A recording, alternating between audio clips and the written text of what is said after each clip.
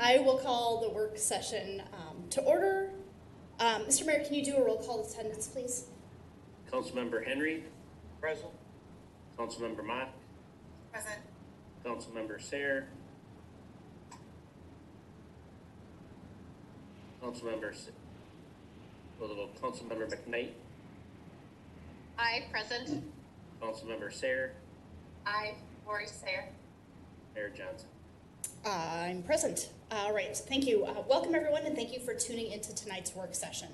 Work sessions are conducted to provide the City Council with introductory information, opportunities to provide staff guidance, and to facilitate initial conversations on a topic. No votes are taken. As such, there's not an opportunity provided for members of the community to provide comments or ask questions during a work session, Those interested in providing comments to the City Council on any city-related topic are encouraged to participate in the community comment during the regular meeting via Zoom that begins at 7 o'clock. Information related to joining the Zoom conferencing services can be found on the city's website attached to the agenda for this meeting. This meeting is also live via the city's website by clicking on the video link under upcoming meetings on the homepage at cityofcarver.com. All right, first up, the only thing on our agenda this evening is the street maintenance and projects update. Brent, does this go to you before Dan or straight to Dan? Dan can take it from here. All right, Mr. Lannis, take it away. All right. Well, we have a few different things to talk through on this here. I put it in a presentation format just to make it easy to follow, but obviously this is intended to be conversational, so just chime in whenever you like. If you have any questions, but I'm going to share my screen. There we go. So you should be seeing the presentation. You seeing it? Yep. Okay. All right. So we're gonna walk through the pavement management plan update, and then I'll kind of roll into a municipal state aid introduction, what to expect on becoming an MSA city, and then we'll also be able to roll into a 6th Street project update. In our last discussion on the County Road 11 JPA, we talked real briefly about the 6th Street funding that was included in that budget for street maintenance for 6th Street. And then we introduced the topic of LRIP at that meeting with the idea that we're going to have to follow up on it a little bit further here because it had just come out and there really wasn't an opportunity to really put a full summary together on the opportunity. But now is that time that we'd like to talk through it with you. So we're going to talk a little bit about 6th Street and whether or not it would be worth changing course to ultimately consider an LRIP application. So we'll start with the pavement management plan update. So the intent at this point here is just give you a brief update as to where we are in the process and what to expect for some next steps. So I'm going to let Aaron chime in a little bit about things here because he's been really handling this on a day-to-day basis.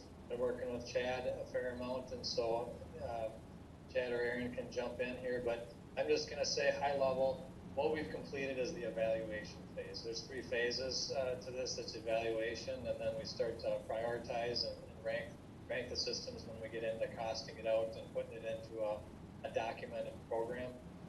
We're in the stage 1 status that's effectively what I'd call complete. But Aaron, do you want to give them a brief update about what does that mean? What did they do here? Yeah, sure, Dan. So what we've done to date, so we're using a grading scale. It's called the PACER rating system. And that's basically a 10-point scale. And what we did is Chad and his team, specifically Paul Schultz, went out and he used a subjective rating system and graded all the streets we have in the city. So what that allows us to do is kind of get a baseline of where we're at in time here with our system. And what was really neat about it, he used a GIS-based system to do it, so the results were basically instantaneously uploaded into our GIS system. So we used the iPad and just went around and looked at the streets based on this 10-point scale and assigned a number to it. And what's going to happen next is we're going to take a look at that data. Number one, we might take a look and see if there's any outliers, something that we want to look at a little more closely. But from here, what we're doing is we're going to start lumping all of our streets into categories. Does this need work now? Is this a street segment that's good for a long time? Starting to get an idea of what has to happen when on a comprehensive basis for all our streets. So, Are there any questions on that? Nope. Okay.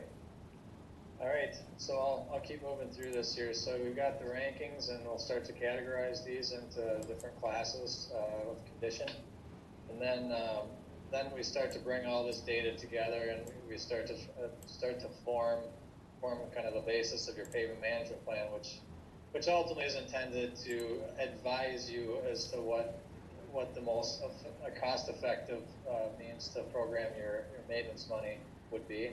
So what this shows you right here on the screen is an example of comparison between routine maintenance and a reconstruction schedule. So we try and prove out whether it makes some sense to do doing nothing to your streets for 20 years until they're in rough shape, or 25 or however many years, and then rebuild them.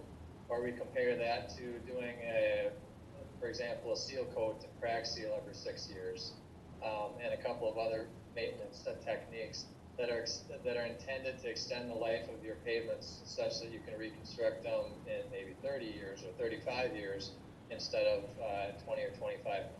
Basically, once they start to go pretty quick, and so that's the theory, is that if you maintain them, that it keeps the water out and the pavement stays intact longer before you actually have to rip all the pavement out and reconstruct them. So there gets to be some cost savings to doing routine maintenance for the simple fact that you can defer on when you reconstruct the streets. So that's going to be part of the recommendations as to whether or not it's for the best to be doing some of that every 5 years or however so often. So ultimately, what is most significant about these documents is you kind of get a snapshot as to what should happen when for all your streets. So this is an example. It's not your city, obviously. So this is just an example of another plan that we pulled out here to show you what you will be getting here once we get them all categorized. Is this kind of says this is where you should be putting your money for seal coating: year 1, year 2, year 3. Here's the streets that is recommended based on the pavement condition and the age of pavements. This is where the value is, and then the segments that make the most sense based on a reasonable amount of funding program towards street maintenance. And then the next side of it is the mill and overlay sequencing, and this can go out 20 years as to when a major effort like a mill and overlay might have to happen. It kind of gets the amount of pavement that would have to be milled and overlaid based on the expected pavement deterioration. So this just is going to put your entire street system into a roadmap for timing and expense. And it allows you to say it's reasonable to put X amount of dollars towards pavement maintenance for the next 5 years without getting to a point where in 20 years you have all these reconstruction projects piling up. Because if I were to say that there's an oops in pavement management, it's getting to the point where you've deferred so much, the pavements break down, and you have a huge pile of reconstruction projects all on top of each other.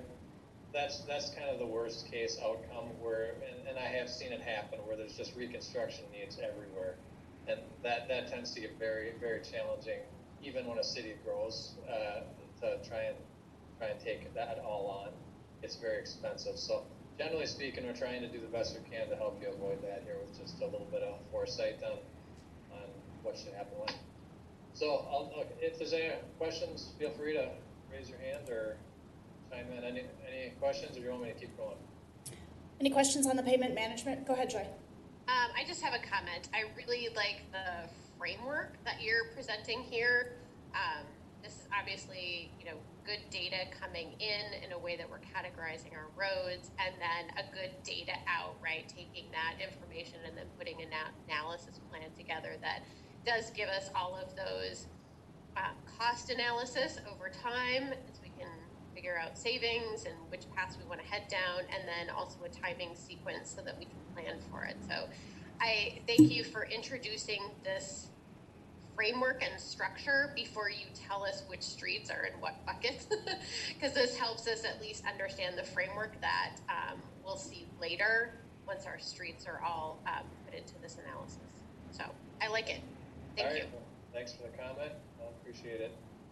Yeah, hopefully it helps you make some good decisions about how to use your money, and gives you the information you need to make those calls. So that's what we're trying to do. And I guess Aaron had mentioned a little bit earlier. I should note that what this plan does is give you that information. At each year, you still make the final calls on everything. Sure. Each one of these ends up being projects that you say up or down to at any given time. So ultimately, if you don't like the outcome of the plan on one segment or another, you certainly are going to have another crack at this as to what should happen in what order. So. See what you did there with the crack. Hey, Dan, I just have one quick question. I think in the context, and maybe it was just in the context of last year's street improvement projects, or not even the street improvement projects, but kind of the mill and overlay projects that we did, and those reconstruction that we did in the bluffs. I believe I remember you saying that seal coating or chip sealing wasn't necessarily a super cost-effective way of doing things. Are we going to look at that as an option, or are we just considering full reconstruction and mill and overlay? I would say the seal coating under certain conditions is not cost-effective. It probably was a little bit of an overstatement. I can't recall exactly what I said to state that it never is applicable. It would say if your pavements deteriorate to a certain point, the chip seal isn't always the way to go. It doesn't really add a great deal of value because it doesn't add structure. So if your pavements have deteriorated a great deal, it kind of paints it, but it ends up masking the problem ultimately for a little while, and it's a fair amount of money. There's a lot of folks who would say that there's some good cases where if you do it on a regular basis, you can actually defer reconstruction of processes for a long time. But that's a lot, and it tends to be on a regular basis, like every 5 years, for example, and right when the pavement's new. Some agencies will do a seal coat, chip seal within 2 years, brand new pavement, because they feel it seals it up. And so we're going to try and do a little bit of advising on that based on the current studies, but I can't remember my exact words, but I would say under certain circumstances, no, it doesn't. Okay, and it may have been just specifically speaking to the streets that we were looking at needing to repair, and that they were too far gone to do chip sealing. So yes, yeah, I would say yes. That is definitely something I would say. okay, all right, good. Anybody else with questions on the pavement management plan? Christy's shaking her head no.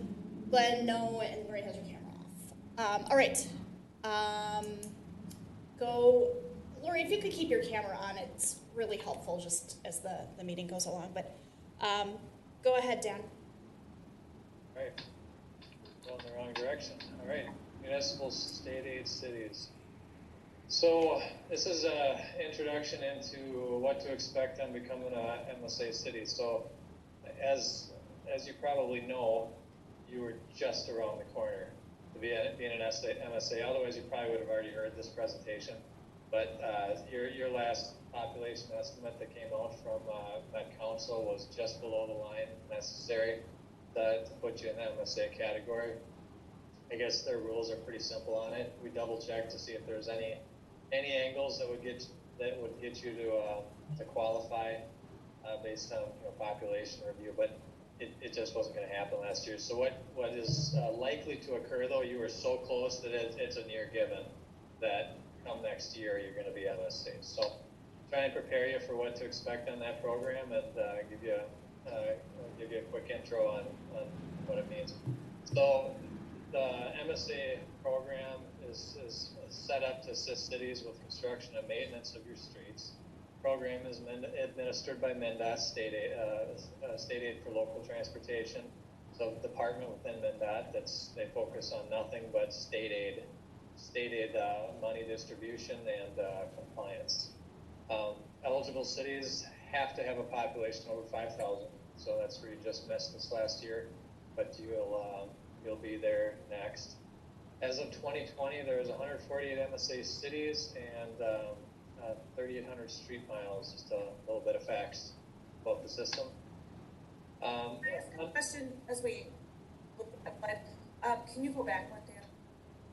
So it says it's eligible for a population over 500. Is there a cutoff then? So between 5,000, between 5,000 and a certain number, and then after that you don't qualify again, or is it just 5,000 and over?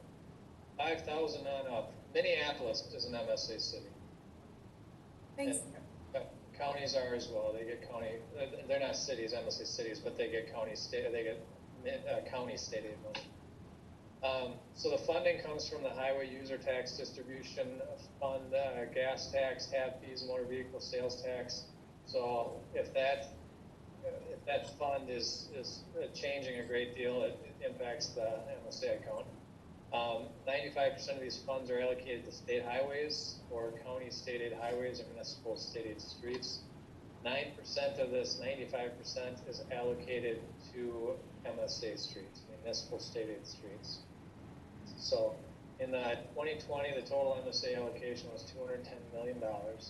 I'll tell you a little bit about what that actually means to you as a city that's about to enter the program and what it could mean over the years. But it's a fairly large pot of money. MSA allocations are divided among MSA cities using two criteria. Basically, they look at your population and they look at your system miles. So there's a few variables that go into what amount of money you would be getting. But they're gonna. Some cities, for example, don't have a large system mile basis. I mean, they just flat out aren't big geographically. They're fairly confined, but they might have a large population. And so then that's going to be a different distribution than if you've got just over 5,000, but you've got a lot of miles. And so it's formulaic, so it is what it is. We try and maximize things based on what routes we pick is the best we can do. So we can say these are the most strategic routes that we can put on your MSA system to maximize your funds. Population is what it is, and the rest of it is there's a few subtleties that we'll tell you about as to how we should go about this to make sure you get the most money possible. You would be in the metro district and urban municipalities. If you can see how state aid is kind of run throughout the state. So you're in the metro district. MSA street designation, how it occurs, up to 20% of local streets can be designated as MSA. So you take a look at your total streets that are in the city of Carver, and say 20% of those can be on your MSA system. So we want to try and make sure that 20% is on your MSA system, because obviously each mile gets you money, so we want to try and make sure it's as close to 20% as possible. The selection of MSA streets is determined by cities, so we would work with you and advise on what streets make the most sense to maximize your money. And you certainly can have comments that would change that one way or the other based on certain program goals or other things. But the key is, though, when you designate a route, that's the only place you can put the money, unless you're putting it on like a county or a state system. If for your routes, once you designate a route, that's where the money goes. You can't use it for other things or other roads. So that it's important when you get to that point where we've talked routes, and I'll certainly run through that again. But those are the routes where your MSA money would go. They must have the following characteristics. Generally speaking, their collector streets are higher, carry a heavier volume of traffic. That's strategic to a degree. I mean, generally that's going to be what you do anyway. You put your money towards the busier roads, but that also helps your helps your traffic volume. It begins and ends at an MSA street. That's also a very key requirement because a very busy street such as Monroe that terminates at the edge of the city limits, that's not going to terminate at another MSA road. So that would not be an MSA street. So we can't really get that on your MSA system unless we have another route, an MSA road to connect it to. If it connected to a county road, for example, we'd have an opportunity. But it doesn't connect anywhere at this point that would be an MSA. So we'll go through your entire system and show you some route alternatives, and we'll talk about that at a later date. We're pretty early in the process right now, but it has to be located entirely within your city limits. So if there's a gap or something like that, such as Dahlgren, it's not in your city limits, it can't be part of your MSA system. So what it takes to become an MSA city right now, you just have to sit and wait. The next task is to wait until there's a population estimate exceeding 5,000. So it's as simple as that. Until that comes in the door and you're at over 5,000, there's not a great deal to be done other than to know what you're going to do. Then at that point, it's notify the Metro District State Aid Engineer. They actually might reach out to us and say, hey, you're MSA now, because they do pay attention to that, and they're looking at it, and they know it's coming. Complete a draft certificate of mileage form, which I'll show you in a second. Submit a draft MSA map, which is the routes. Insert a segment info into the needs update, which is something we typically would do for you to try and insert this into the MSA system software so that you can start calculating so they can start calculating your allocation. And then deadline is December 1st to be eligible for MSA funds the following calendar year. So that you will have to have a city council resolution supporting the MSA routes. Again, we'll throw some routes out there, and then there'll be an actual formal resolution to approve it. Dan? Yep. Dan, can you go back a slide again? So when it says deadline is December 1st, would we be able to apply towards the end of this year for 2022, or do you have to, is that possible? Knowing that it would be over 5,000, so we could be looking at 2022? Yeah, absolutely. And that's definitely the way I suggest going. Yep, try and hit that December 1st deadline to be ready for 2022 allocations. And I've got a slide on when we think your first allocation could be shortly, but I think that goes to your question as to when your first allocation would be. And I believe we worked out that it could be February of 22. Okay, so if we have to hit 5,000, when do we get those numbers from the Met Council? We get them about April-ish every year, I think. About April? Yeah. Okay, thanks. Yep. So this is your certificate of mileage. It's a little simple spreadsheet. This is all based on the routes that are selected. We did some rough calculations. We've got some people that are quite good at this. Jake Salisbury helped on taking a look at this. He's kind of our state MSA expert here. So he ran through the roads and lengths and said total length of roads is 24 miles, so the maximum length of your MSA system is about 4.8 miles. So we think we can get you about 4.8 miles of MSA route. So then that would come out to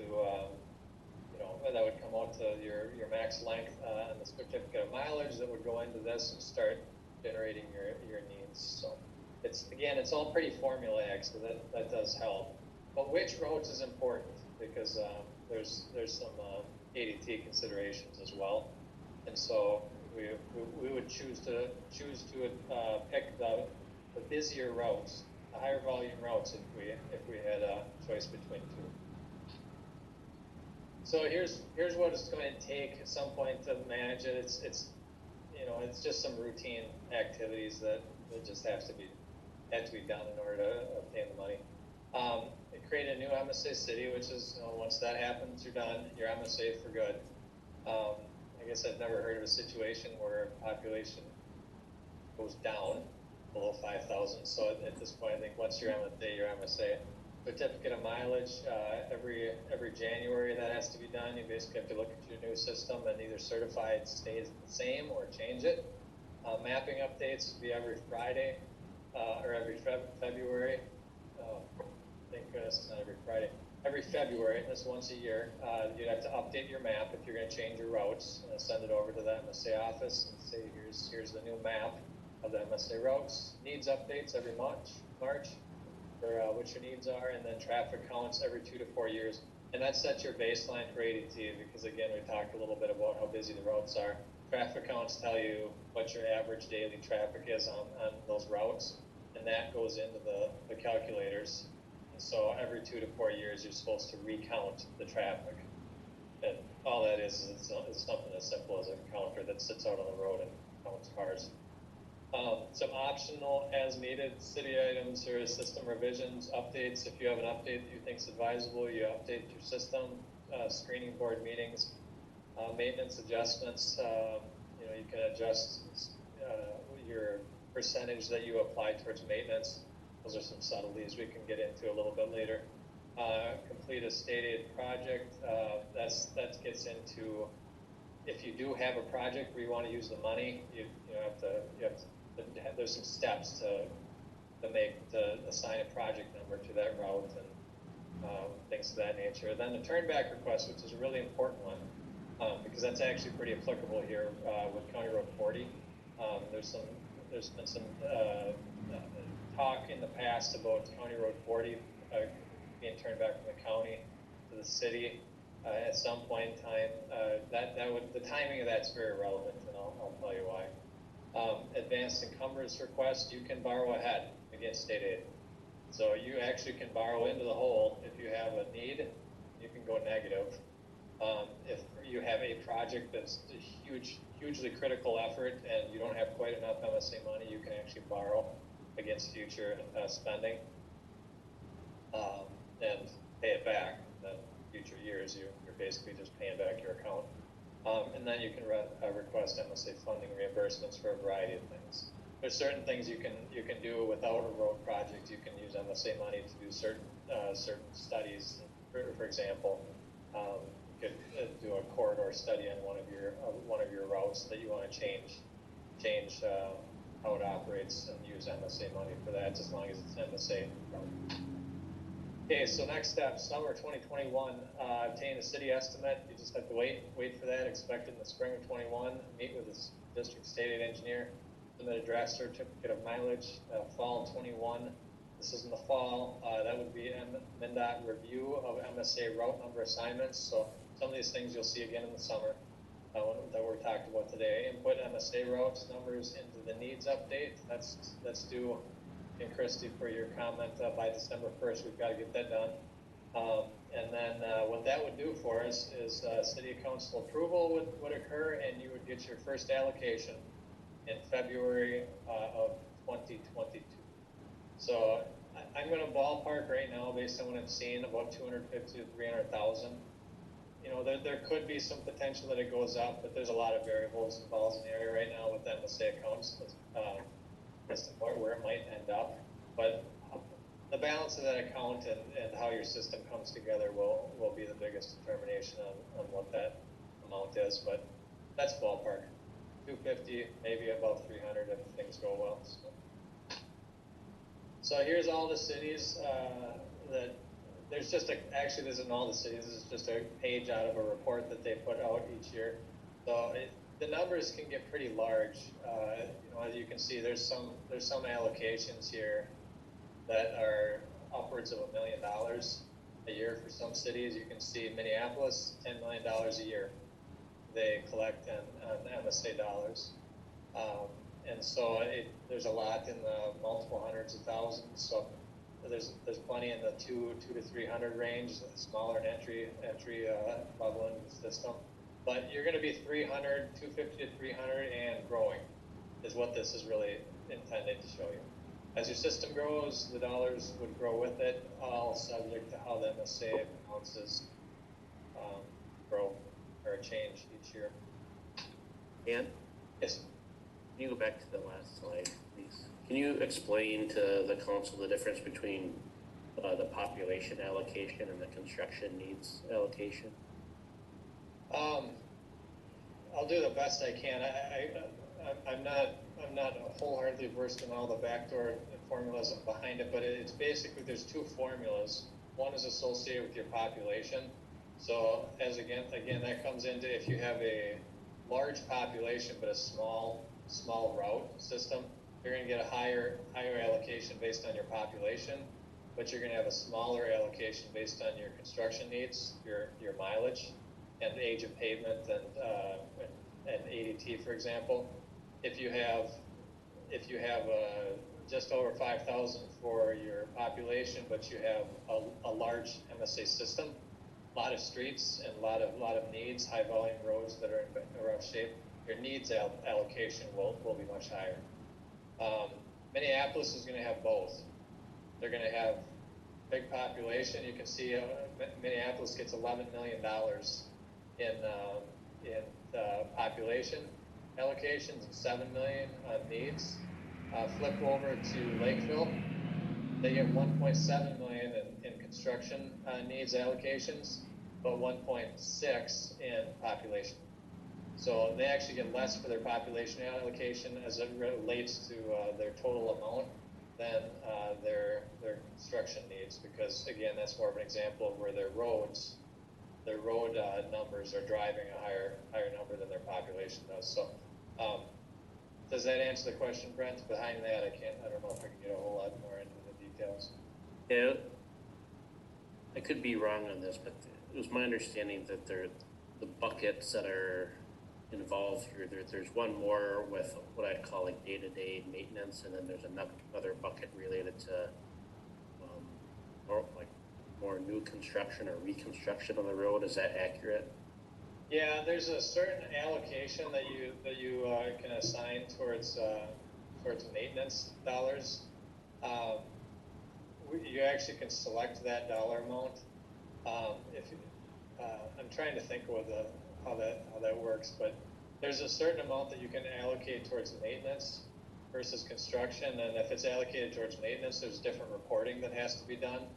So there is a sort of a strategy that we probably want to talk through with you when that time comes as to how much you want to allocate towards maintenance, because again, there's different reporting, and it also I think requires you to put it towards maintenance, and kind of fixes that dollar amount.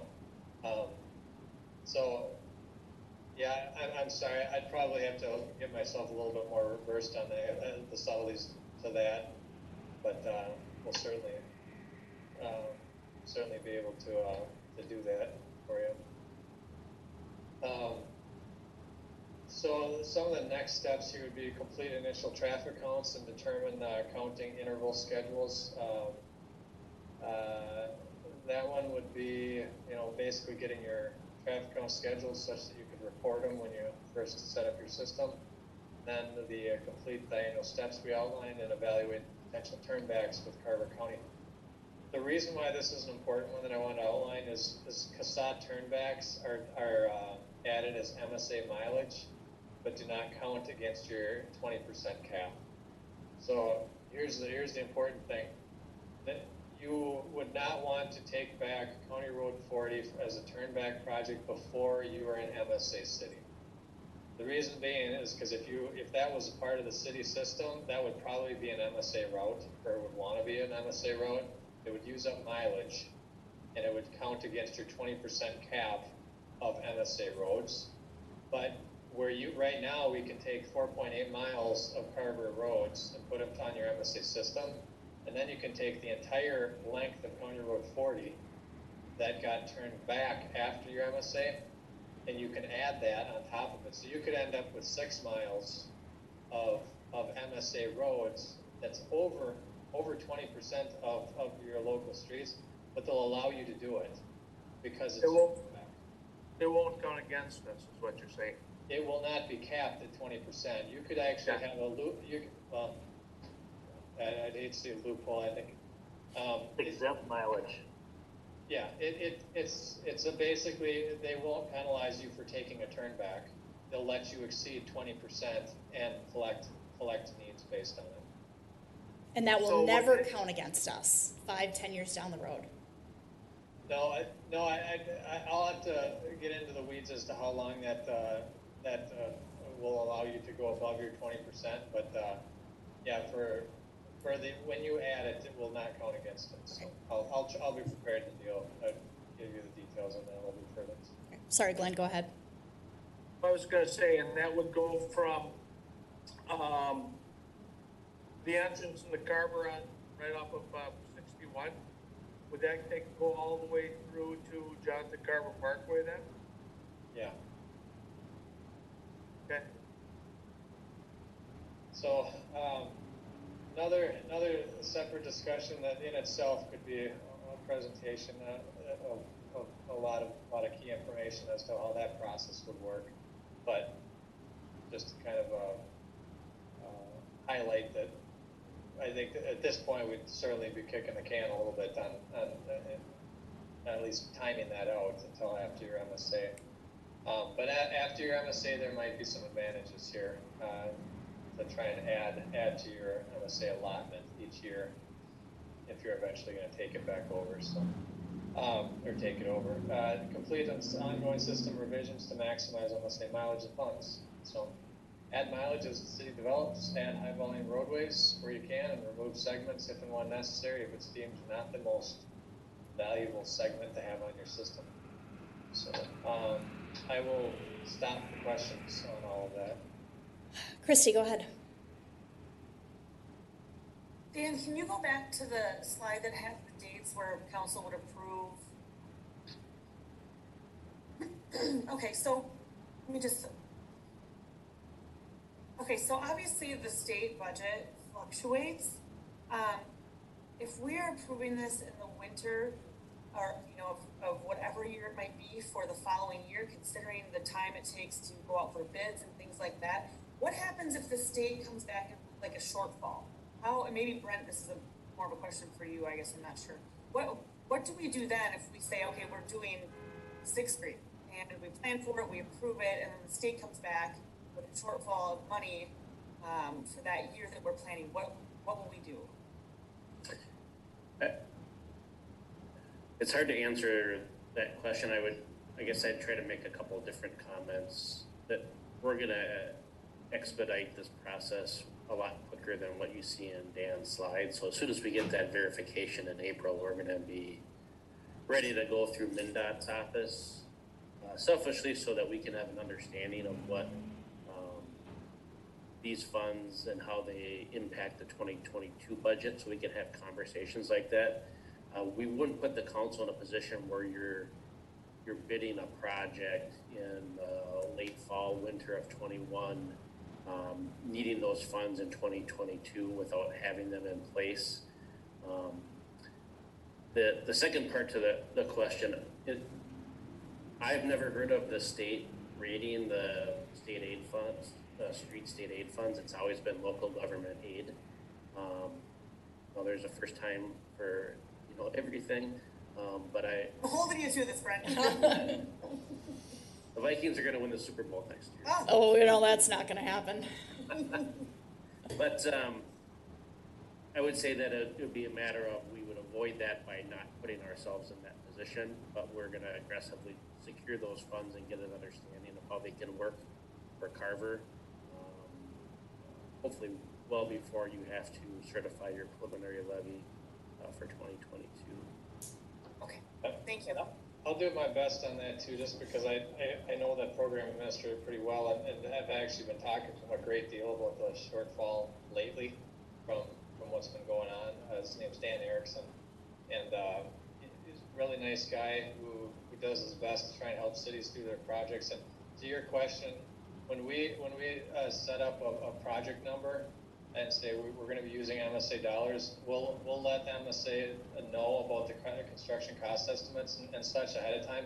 But we're going to be letting him know about the dollar amounts expected, and he's constantly looking at their total allocation needed to fund construction projects.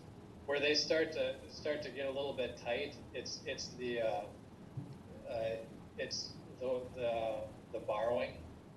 For example, they might have to contract on borrowing, but I mean, this, as far as they treat this is like a bank. This is your money that they've committed to you. So if you have $800,000 sitting in your state aid account, they treat that almost like it's a bank that they have to obligate to you. But when it gets into the situation where you want to borrow $500,000 against the state aid account and the state aid fund is shrunk, they might say, hey, this is not the time where we can actually do that. It's called an advanced encumbrance. This year they're getting very tight on advanced encumbrances, getting loans from the program, and so that's where they start to get really tight. Actually, having your funds or having your project funded through state aid, if you had money in your account, again, to Brent's comment, I've never heard them defaulting on their obligations to pay for money that they said was yours, because it's usually a year ahead of time. That's encumbered. So sorry, that's probably more than you wanted to know. I'm just saying we're pretty safe. Pretty safe. Christy, does that answer all your questions? Okay, Joy, I saw your hand up. Yeah, so a question about the traffic counts, is that something that the city takes on? Yeah, you do. It's part of it. I believe you can pay for it from the state funding. But yeah, it's usually something as simple as throwing tubes out on the roadway. It's fairly inexpensive comparatively speaking. But yeah. Okay. And then I think Brent alluded to this. When do you think that the council would see a draft of the proposed MSA map? Well, we could probably start that as soon as Brent, you ask us to try and bring something back to the table. I mean, we've got some ideas now, but how early do you want to see it? I guess I'll just defer. Yeah. So Dan and the team had produced a map, but I asked that it not be put in here. I wanted to have the council understand the program first and then debate the map second. So I thought if we put a map in there now, we try to be doing both at the same time. And I think it's really complex, and the way that we've situated this work session is attempting to make it hopefully more efficient for you and simpler, where we're looking at the pavement management plan first, kind of looking at everything. Second, MSA, how that fits in. And then the third piece that Dan will get into is 6th Street. So you go from like big picture to that middle ground, and then to like a really micro where you're getting into this one street project and how that fits in. Because there's some choices, I'm going to jump a little bit into the 6th Street where, you could frankly probably wait another year and do 6th Street in 2022. Using state aid funds. You could use the local road improvement program that Dan's going to get into. So there's some complexities and context here that it'll be good for the council to kind of wade through and then provide us with some direction. Joy, does that answer your questions? Yep. Okay. Okay. Glenn, Lori, any questions? Good. Lori's shaking her head. Dan, the only question that I had, and I guess it alludes to the map, Brent, that you were seeing. I guess I'm hung up on like the requirements for it having to be an MSA route, having to begin or end, and you giving the example of Monroe Drive. Do we have 5 miles of streets in Carver right now, taking County Road 40 out of the equation, that would qualify for this? Yeah, we came up with your full 20%. Okay. What you end up doing is you end up starting at 61 and going all the way to 11. So there's any number of routes that you can work your way through town to do that. So. Got it. If Okay. you recall earlier when we were talking about Carver Bluffs Parkway last fall, you were talking about that road and how that could fit into our plan too, but it's a very long road. So, there's any number of ways we could get this to add up, but you just got to be strategic with it. Got it. Okay. So, yep. Right. Thank you. Okay, I'm ready whenever you are to hit the next topic. Yeah, I think we're good to talk about 6th Street. Okay. 6th Street. As Brent said, this kind of gets into more of the macro level, because 6th Street is a very strong candidate for being on your MSA system, and it very well could be one of your first routes that could plausibly be, use MSA money. That being said, I'm going to talk to you a little bit about why want to consider this a little bit further at this point, because I think we talked previously about a plan to do some maintenance on it, but there's a funding opportunity that I think is going to shake that up a little bit as to whether or not we want to reconsider that. So, so obviously this is the segment we're talking about from County Road 11 all the way into town. So we talked previously, this is exactly what we showed you before, about maintenance and drainage improvements. And what we talked about was a funding plan to do at least minimal maintenance. And so the current status was ACP 11 has funding in it based on our prior discussions and approvals for a minimum maintenance improvements, such that when County Road 11 is done, we have at least kind of take away some of the worst areas and improve what we can with the amount of money that we felt was plausible or reasonable.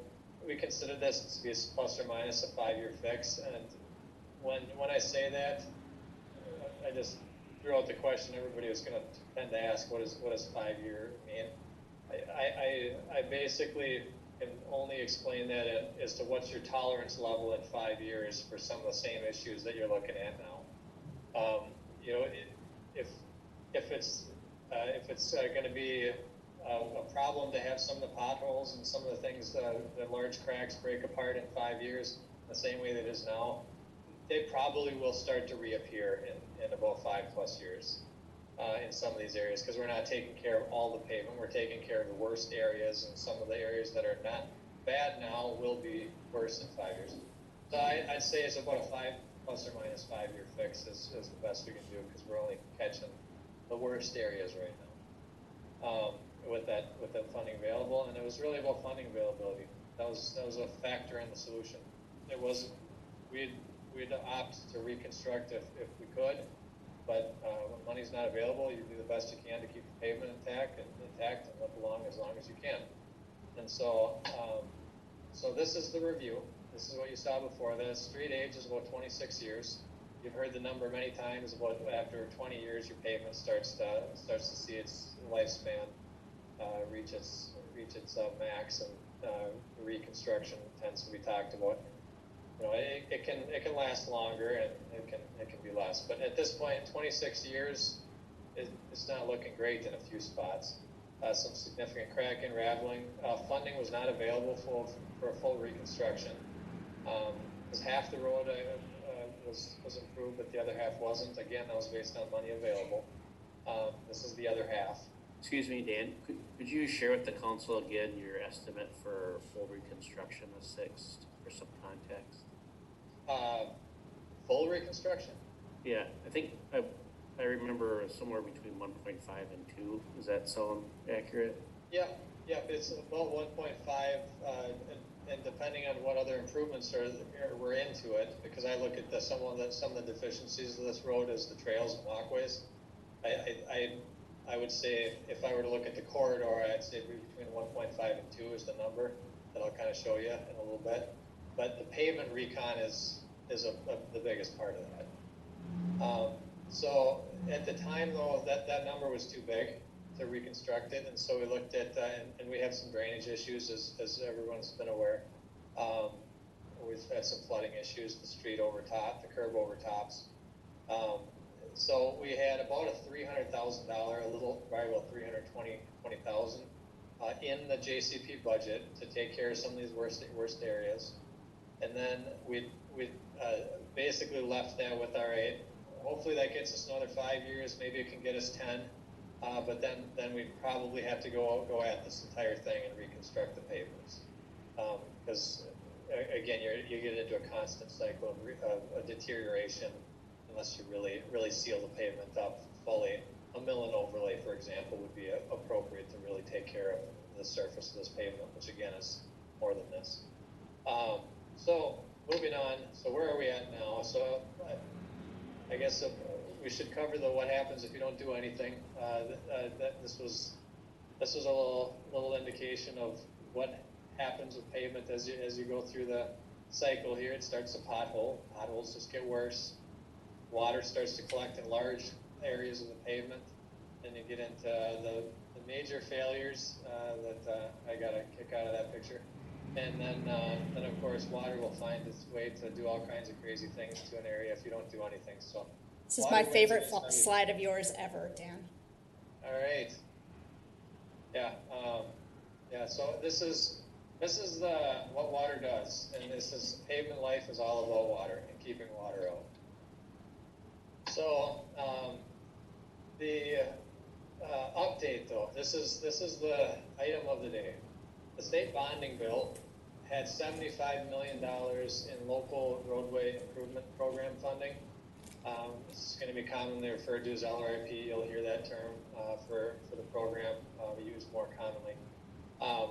So you currently have an option now that we didn't have on the table before that bill came out, and when we were talking about the pavement management suggestions, to actually pursue up to $1.25 million in LRIP funding and review a larger funding plan for 6th Street. That would really be what we consider to be a full reconstruction and permanent, well, not permanent, but it'd be a full life cycle repair for the corridor. So I'm going to run through the scenario as I see it, if this were pursued. And the reason I'm bringing this up, because I think it's a very good project and program fit. I try and steer clear of these applications that are kind of a pipe dream, but this actually fits what they're trying to do a great deal. It's a key priority street for the city of Carver. It's your main entrance into town. It has multiple deficiencies, pedestrian deficiencies. It has pavement deficiencies, and you don't have the money to actually repair it right now based on all reasonable budgeting practices that you've gone through. The money is just simply not there for it, and you're not an MSA city. So you check a lot of boxes in the LRIP program for what they're actually trying to do with the program, and so it's a pretty attractive fit for an application. So here's how it. Dan, I'm sorry, can I interrupt with a question? Is not being an MSA city a requirement of this grant? It is not a requirement, but they like those scenarios simply because you don't have that funding source. Got it. Thank you. And so that's why it jumps out at them, is you don't have MSA money to play with, and it sometimes helps them look at it. So a lot of times township applications are the same situation. They try and use this program to try and supplement the MSA dollars that other people get. So not a guarantee, but just from what we've seen in the past. So full rehabilitation costs, 6th Street reconstruction costs, and total reconstruction cost potential. The best I can give you right now is some cost ranges. You can see there's some range on these simply because it's fairly preliminary, but the pavement rehabilitation, we're pretty sure is going to be right in about that $800,000 mark, and that's to fully reclaim the pavement. We've got some recent quotes on that. We know exactly how much you'd have to do. That within with a reasonable amount of contingency for bidding should be in the ballpark of about $800,000 for the corridor to just grind up the pavement, regrade it, and pave it again. So that would actually put your pavement back to a new condition. So we consider that to be the same as a reconstruct. We would not probably chase curb and gutter replacement though, because that would drive the cost into a different stratosphere. You start getting into all your curb and gutter and all the storm sewer underneath the roadway, the numbers go up very quickly. So this keeps your curb in shape, which there's some spot areas that need repair, and we suggest repairing those areas that are bad. But you'd actually keep your curb and gutter and your storm sewer in place, and you'd get all new blacktop with this concept. Drainage improvements, we felt we had a pretty decent fix in there, but we feel if to actually go after some of the other areas that have some, we'll say, overtopping issues and erosion issues, we think the number should be closer to about 250 to 350 to do what we think is really for the best long term. A little bit more has to go into that because we were doing the absolute bare minimum to fix a specific flooding issue, is what we had previously programmed. I mean, you had a flooding issue that we chased after that one issue. It didn't necessarily get some of the other problems you have up and down the corridor. Pedestrian improvements is where the greatest range and fluctuation is, where I don't feel we've got it exactly pinned down where that wants to be. But your trail widths and such are substandard. And in fact, it's worth noting that they're not to MSA standards for width. And that will at some point become a very important thing with a lot of your streets is if it's not state aid, you can't use state aid money on it. So if you want to use state aid money on something, you have to build to their standards. And so if you couldn't use state aid money, for example, to improve your trails here and replace your trails, if you're going to build them back to a non-state aid width. And so what I look at with your state aid or your pedestrian system there is it's old and it's got some areas that are in my opinion too narrow and right off the back of curb. So I put a fair range on that as to what that would be ideally to take some of those trail roads out, put in a wider trail that's compliant, and try and get some separation from the traffic. That being said, go ahead. What's their minimum trail width? Is it 6 or 8 or 10? Well, the trail roads, off the top of my head, it's 8 feet is going to be your trails, and 5 feet is your walks. So, don't quote me on that because I haven't looked for a while, but that's about what I would call here. There's some clear zone standards too. They have to hit. It's 8 feet if there's no clear zone issues. It's 10 feet if you have objects next to it, because there's a 2-foot separation you have to comply with for trails. But Aaron, if you know it otherwise, you can go ahead and correct me on that. But that's what it used to be. Every once in a while they change it. The total for this would be about $1.5 to $2 million. So let me just walk through how that would end up playing out. Say you apply and it's successful. So I assume that the money that you have programmed to it is the money that the city could afford at the time, and that's currently approved $315 in the JCP budget right now. So assume that money was already programmed to 6th Street. So we also, in that JCP budget, we have about $330,000 in contingency versus the $4 million bond amount that's already been assumed for the project. So, so that's actually a fairly healthy contingency given that the project is already bid. And so, say everything comes in at contract, where the numbers basically shake out to as bid conditions, and we don't have all 330 of that expended. That's already been to a degree budgeted for, and Brent can speak more to that if you'd like, but that's about $645,000 that's already kind of in the system, we'll say, in budgets today. Add the LRIP max award, which I think would be the advisable amount to pursue given this corridor and I believe the significance of it. I think you could pursue the full 1.25. That's the cap. It's the most. It used to be $750,000, but they've actually increased it up to 1.25, so they had some flexibility to go up and try and help a little bit more on certain projects. So with a max award, you'd be up to about $1.9 million. So I mentioned that the cost to redo the entire job was between, I believe, with pet improvements, about 1.5 to 2. I think this fits into the category that it's highly suggested that pursue an LRIP funding award, hold off on any firm bidding or pricing of the maintenance project, and then see if it's successful.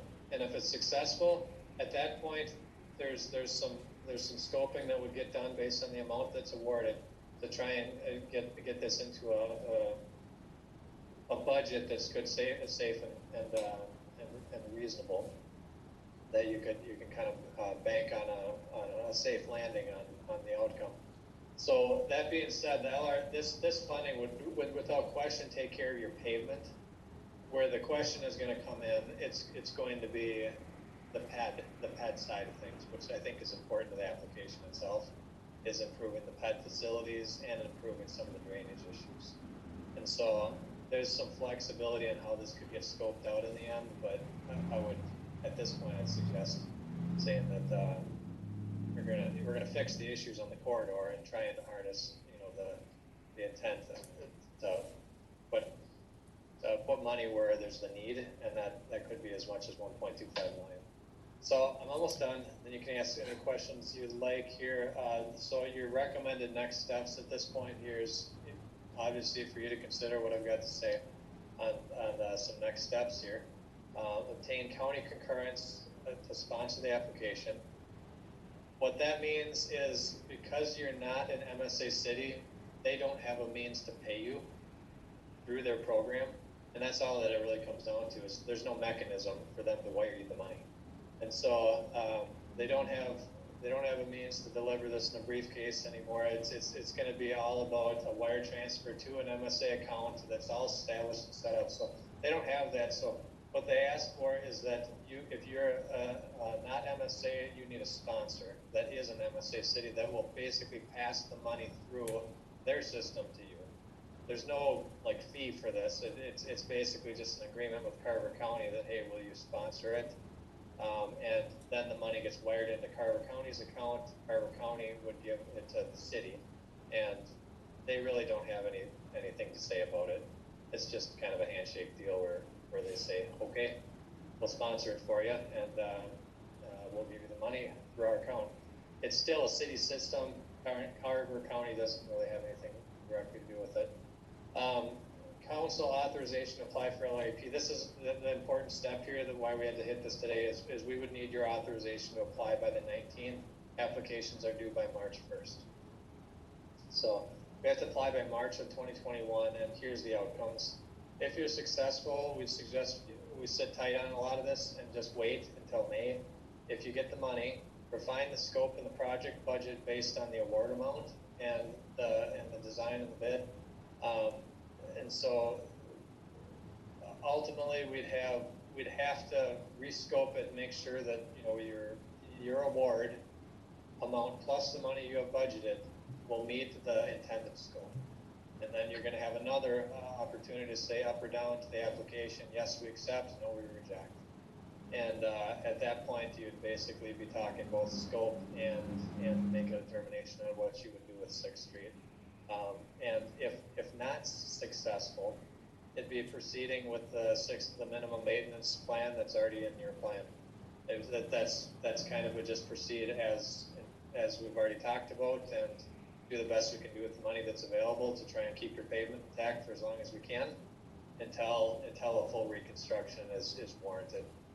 It just doesn't get at any of the trail or walkway issues or limitations on the corridor or width issues, I'll say, and then construction would be probably in 2021.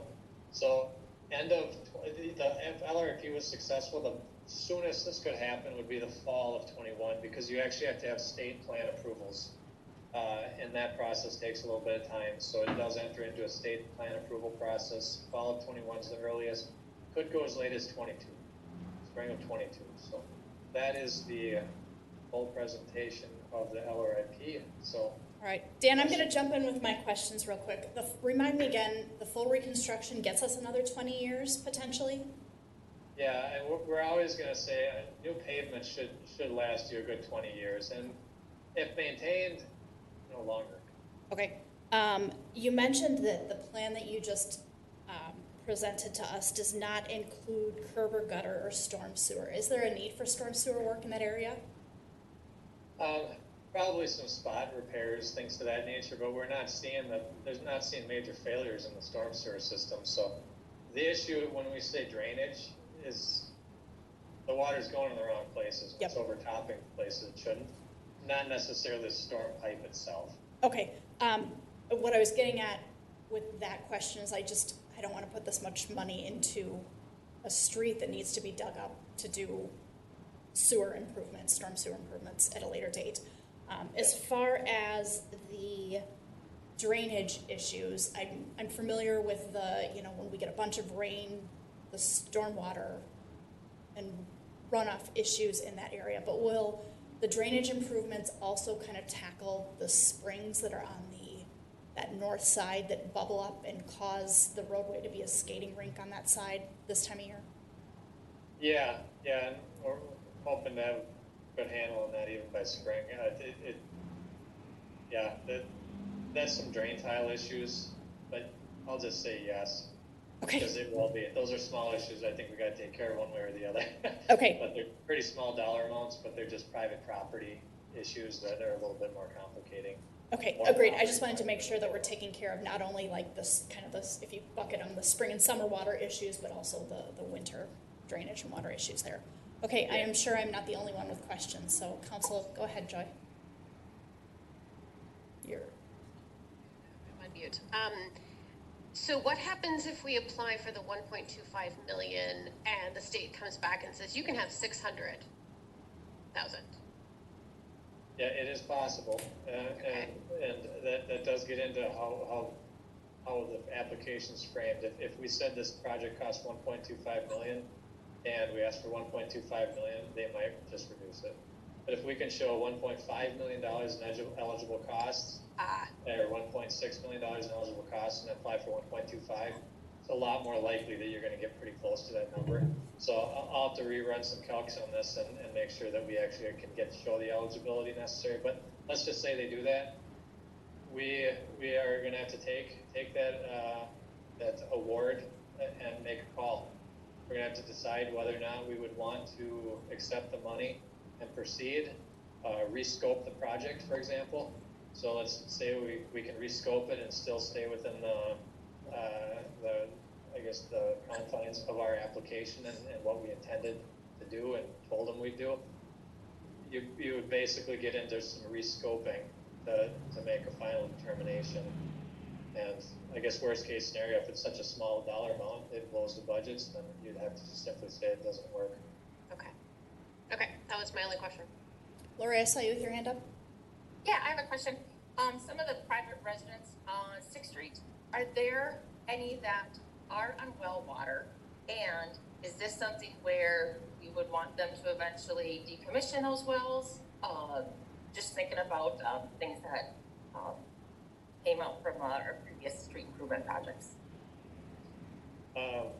Boy, I'm gonna have to defer to Chad on that one. I'm not off the top of my head aware of wells there. Can I interject? Sure. Back in the 80s when the street was put in and sewer and water, it wasn't a question of whether people could or couldn't hook up. They were mandated to hook up to city sewer and water. So they're not on wells. At least from my house south or east. Any other what I know questions, about Lori? that. Is that your only question, Lori? Yeah. Okay, thank you. Glenn, any questions? Yes. So we would push back the County Road 40 and kind of bank that for another year and move 6th Street up the next year. Is that what I'm kind of figuring it all out? Glenn, County Road 40 is a kind of a standalone project. So it's a county road. The county wants to give it back or turn it over to the city. Right. We don't have a project plan for that. The city would want to negotiate with the county on the terms or under what circumstances we take over that road. So we might try to negotiate a mill and overlay or some storm sewer work, intersection improvements, etc. But I would say that as much as that can be separate from this topic, it is, because we don't have a project or a need for funding for that for free. All right. That was my only question. All right. Christy? No questions. Okay. Dan, one more question from me. I know there's some monies from the city that would be part of this plan that you laid out, but is there a certain amount of a match that's required for this grant? No. Okay. This all looks great, especially if the grant comes through. Do you need any direction from us saying, go ahead and let's talk about it at our next meeting and make it more formal? I'll defer to Brent on that. I mean, for us, we just need a up-down on actually applying and reaching out to the county to make sure that the sponsorship and everything's set up. So that's all we really need. Yeah, we just need a kind of a informal go ahead and get an application put together. We'd bring the final application to the council prior to submitting it, but we just want the council's blessing at this point to say, yes, you're on the right track, apply for those grant funds, work with the county, and then get back to us when you have a final project ready to submit. Okay. Council, I have no objections to it. Does anyone else, No object? objection. Let's go. Okay. I think that's as good of a thumbs up vote as you can get, although I won't do that anymore because Larry got mad when I tried doing that. So, I have no objections then, since oh, I didn't see you. Yeah, I think this sounds great, and it would be terrific to get this grant. Thank you, Dan.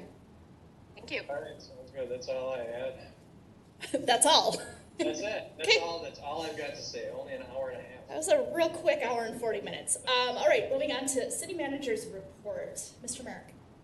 Yeah, I have a couple of things.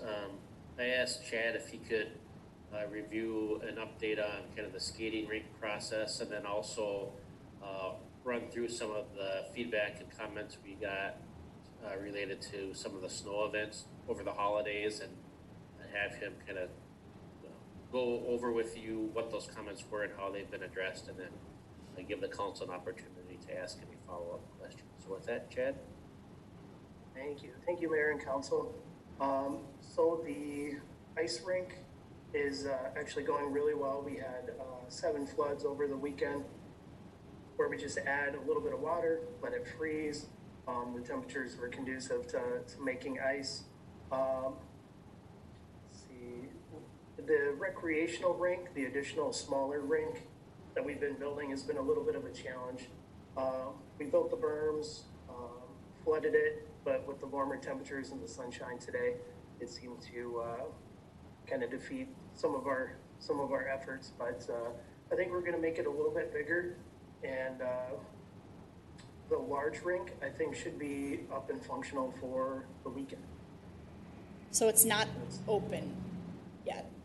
It's not open yet. We only have about an inch or 2 of ice, and ideally we'd like to have 2 to 4. Is that I've seen folks on it, Chad, which is why I ask. Is the signage out there that says it's closed? Yes. Yep. There's a sandwich board in front of it that says ice rink is closed. Okay. And the door is locked? They have access to the rink. A lot of people before we had ice and snow were rollerblading inside the rink. Okay. So they do have access to it. I wonder if we shouldn't lock it, because I know how detrimental, especially when it's warm. Folks, having their dogs on there and people skating. I get the excitement and how people are super excited to get out there, but especially when it's 34 degrees on a day like today, I know that that's doing more harm than good. So right. If it's possible to get a lock on there until it's open, that might make it a little bit more clear for folks who can't read a sign that says that this rink is closed. Right.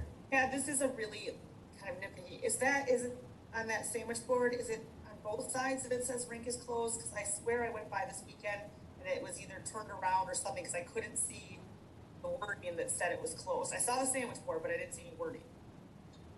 I only saw it on one side as well. I'm not 100% sure on that. It would probably be good to make sure it's on 2. I know it's small, but when people, kids are kids, right? So I think somebody went down and turned it around. That could be. I feel like Christy and I drove past it on the exact same day.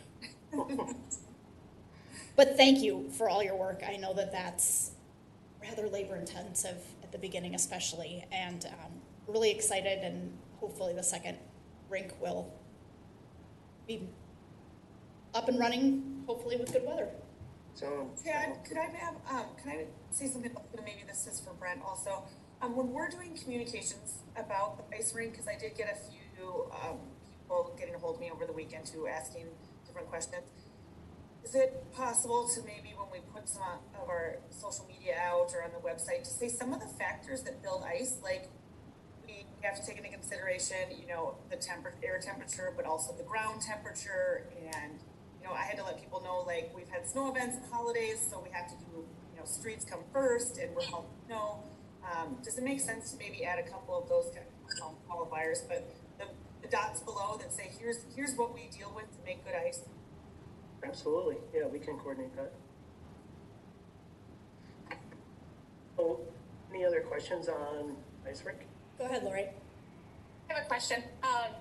Chad or council, anyone, like, is there something we can do if we see people on there? Or I may have gone up a couple of times and told kids that it's closed.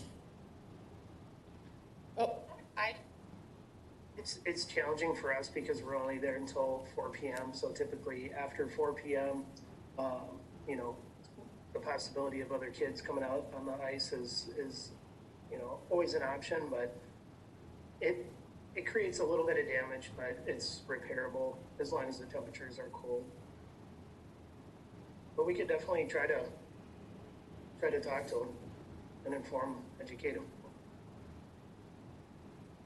I think that would be helpful, and I'm comfortable doing it too, so I might pull it in the parking lot next time. So, and then, I'm sorry if you already said this, Mr. Sell, is there a date that we can say it's gonna be open?